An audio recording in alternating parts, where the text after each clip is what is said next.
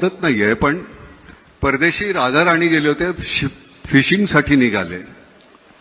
आपल्याकडे ती पद्धत नाहीये आणि फिशिंगला निघाले असताना रस्त्यामध्ये एक गाढवावर बसून एक कोळी चालला होता, खांद्यावर गळ होता. राजाने विचारलं, काय रे, मच्छी पकडायला का? तो म्हणला, नाही महाराज, आज मच्छी पकडायला जाणार नाहीये, वादळ आहे, खूप मोठा पाऊस येणार आहे. म्हटलं, मूर्ख माणसा, मी माझ्याकडे खूप पगार देऊन हवामान तज्ज्ञ ठेवलेला आहे.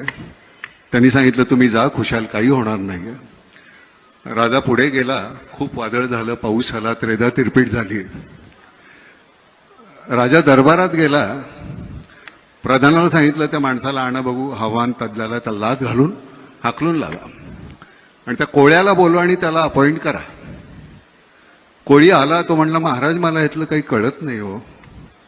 तो म्हणलं, मग त्या दिवशी कसं सांगितलंस, पाऊस येणार, वादळ होणार? तो म्हणला, माझ्या गाढवानं कान खाली टाकले की मला कळतं पाऊस येणार आणि वादळ होणार. तर म्हणलं, मग ठीक आहे, गाढवाला अपॉइंट करा. म्हणजे राजेशाही गेली, लोकशाही आली, पण ती अपॉइंट करण्याची पद्धत काही गेलेली नाही अजून. तर ही जी गंमत आहे, अरविंद इनामदार आमचे जे कमिशनर होते, त्यांची एक पद्धत होती बोलण्याची. या देवा, कसं काय देवा, काय काय आणू का तुम्हाला, काय देवा. त्यांच्याशी बोलताना एक दिवस ते म्हणाले, ना मला काही कळत नाही, आमच्या पोलीस खात्यातल्या लोकांना, काही मंडळी ना, सगळ्यांना नाही, पण ते का पैसे खावेसे वाटतात. अहो, आम्हाला जेवढा पगार मिळतो का नाही, तो खर्च होत नाही हो. त्या माणसाची, म्हणजे शेवटपर्यंत अरविंद इनामदारांच्या घरी ब्लॅक अँड व्हाईट टीव्ही होता, अरविंद इनामदार गेले तेव्हा सुद्धा. तर ही आपल्याकडे अशी माणसं आहेत. लालबहादूर शास्त्रींच्या घरी ज्यावेळी त्यांचे मित्र पैसे मागायला गेले, मला एक 200 रुपये पाहिजेत, त्यावेळेचे 200 रुपये.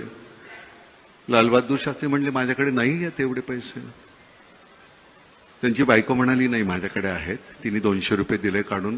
शास्त्रींनी विचारलं, तुझ्याकडे एवढे पैसे आले कुठून? ती म्हणली, नाही, दर तुम्ही पगारातून देताना त्यातले 5-10 रुपये मी वाचवते. त्यांनी गव्हर्नमेंटला पत्र लिहिलं की मला ह्याच्या पुढे माझा 10 रुपये पगार कमी करा. यशवंतराव चव्हाण गेले त्यावेळी त्यांच्या खात्यावर 25,000 रुपये नव्हते. आपल्या मंत्र्यांच्या, म्हणजे साधा आपला नगरसेवक आज निवडून आला की पुढच्या वर्षी तो कोट्याधीश असतो,